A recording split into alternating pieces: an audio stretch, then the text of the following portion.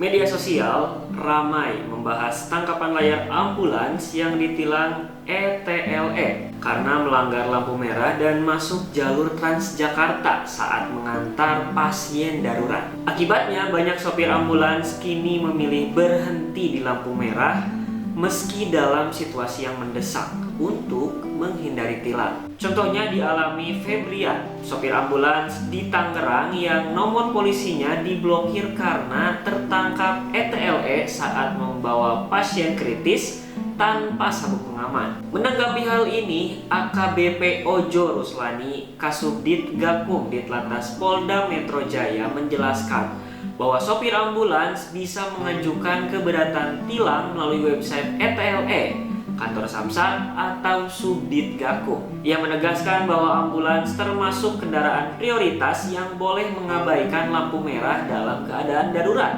Dan sistem sanggahan ini diharapkan memastikan keadilan bagi sopir ambulans yang bertugas menyelamatkan nyawa seseorang. Dan halo sahabat Manggu, selamat datang kembali di channel Manggu Media. Hari ini kita bakal bahas topik yang lagi ramai di media sosial, yaitu ETLE atau Electronic Traffic Law Enforcement, yaitu sistem tilang elektronik. Gimana sistem tilang elektronik ini katanya bikin lalu lintas lebih tertib, tapi kok malah bikin sopir ambulans was-was ya? Apa sih ceritanya? Yuk kita kupas tuntas bersama-sama. Di video kali ini kita akan bahas apa itu ETLE dan kenapa ambulans itu bisa kena tilang, apa solusinya, serta apa yang bisa kita pelajari dari kejadian ini. Jadi stay tune sampai akhir dan jangan lupa buat like, subscribe, dan nyalain lonceng notifikasinya biar kalian gak ketinggalan video-video terbaru dari Manggu Media. Dan tanpa basa-basi, yuk kita bahas.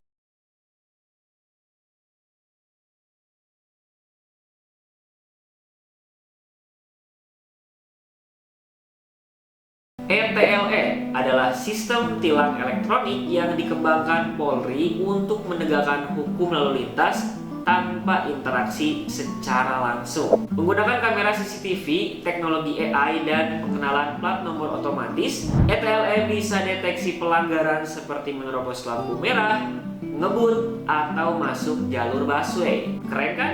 Tujuannya apa? Bikin jalan lebih aman, kurangi kecelakaan, dan ciptain budaya tertib berlalu lintas. Data dari Polri bilang, di Malang, ETLE bikin angka kecelakaan turun drastis pada Juli 2024. Sedangkan di Jakarta sendiri, per Januari 2025 ada 127 titik kamera ETLE. Bayangkan, hampir di setiap sudut kota ada mata elektronik. Tapi ada masalah guys. Media sosial akhir-akhir ini heboh sama cerita ambulans yang kena tilang ETLE. Padahal mereka lagi bawa pasien darurat. Contohnya Febrian, sopir ambulans dari Tangerang. Pada bulan Maret 2025 dia kena tilang karena nerobos lampu merah dan gak pakai sabut pengaman saat buru-buru antar pasien lagi kritis. Akibatnya plat nomornya diblokir. Bayangin ya guys, sopir ambulans yang tugasnya nyelamatin nyawa malah kena hukum karena sistem yang otomatis. Banyak sopir sekarang takut nerobos lampu merah meski sirene udah dinyalain. Mereka pilih berhenti karena takut ditilang lagi. Ini kan bahaya banget buat pasien yang butuh penanganan cepat. Menurut Undang-Undang Lalu Lintas Nomor 22 Tahun 2009, ambulans merupakan salah satu kendaraan prioritas. Mereka boleh nerobos lampu merah atau masuk jalur khusus asal sirine dan lampu nyala. Plus tetap hati-hati, itu poin penting. Jadi seharusnya nggak ditilang dong ya.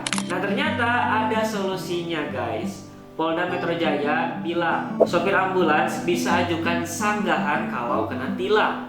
Caranya bisa lewat website etle-pmj.info, bisa ke Samsat atau langsung ke kantor Subdit Gakum di Pancoran, Jakarta Selatan. Tinggal bawa bukti kayak surat tugas atau rekaman perjalanan. Tilangnya bisa dibatalin. Tapi masalahnya banyak sopir yang nggak tahu caranya atau mereka merasa prosesnya ribet. Febrian misalnya sampai sekarang masih nunggu hasil sanggahan. Ini bikin orang bertanya-tanya, apakah sistem ini cukup adil bagi masyarakat? ETLE memang bagus, ya kan? Setuju kan? Tapi perlu perbaikan biar nggak ganggu ambulans atau kendaraan prioritas yang lain. Pertama, sosialisasi harus lebih gencar.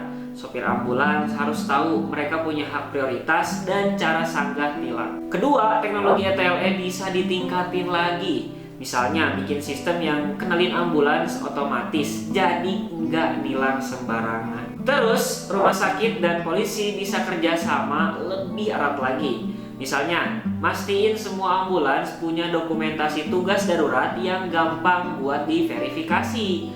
Kalau ini jalan, sopir bisa fokus nyelamatin nyawa tanpa takut ditilang. Jadi teman-teman, ETLE itu kayak pisau bermata dua. Di satu sisi, bikin lalu lintas lebih tertib, tapi kalau salah diterapkan bisa ganggu misi kemanusiaan kayak ambulan. Kita dukung inovasi ini, tapi pastikan juga nggak ada yang dirugikan, apalagi nyawa pasien. Menurut kalian gimana tentang ETLE ini? Pernah lihat ambulans kena masalah gara-gara tilang? Tulis di kolom komentar di bawah, dan jangan lupa like kalau video ini bermanfaat, share ke teman kalian, dan subscribe biar kita bisa bongkar isu-isu lainnya bersama-sama. Sampai jumpa lagi di video berikutnya. Kalau ada pembahasan Manggu yang keliru, jangan lupa untuk kasih koreksi, kritik, dan saran di kolom komentar ya. Dan sampai jumpa lagi di video selanjutnya.